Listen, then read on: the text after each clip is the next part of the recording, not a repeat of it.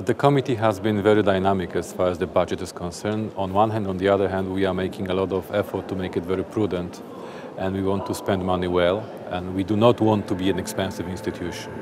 Of course, we have a very difficult environment. Europe is not in a very good financial situation, so there is a certain pressure on institutions, including the committee, as far as the future budgets are concerned. So we have to find our way through. Within the new procedure, the budgetary procedure, which is different from the previous one under the Lisbon Treaty, the institutions other than Council, Parliament and the Commission are not a part of the whole budgeting process. So it's a new exercise, by the way, currently run by the Parliament, Council and the Commission with so-called conciliation procedure.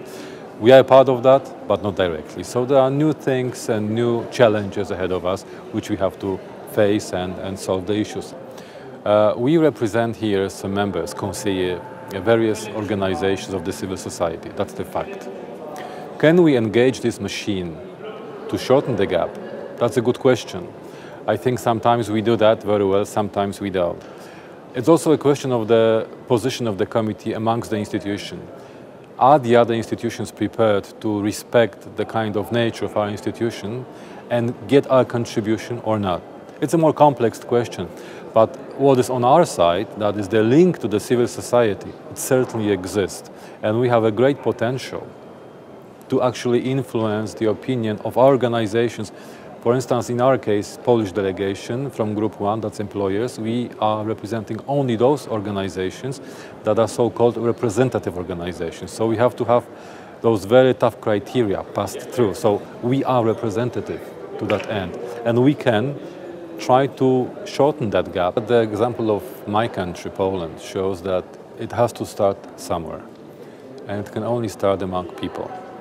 So if you want to spread whatever sense of democracy, dialogue, of course it's important to put the pressure on the governments and you know, the political constituency. But without a strong grassroots movement,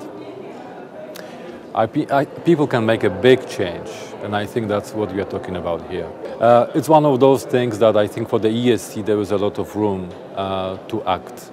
That is about the relation between civil society of EU and those countries. I think we could be a front runner of some closer cooperation, spreading standards, spreading the kind of dialogue style of citizens' life. I think that there is a lot of good undertakings we can really contribute to this policy. And I'm certainly sure that Poland will be in the lead of those activities as well in the second half of 2011.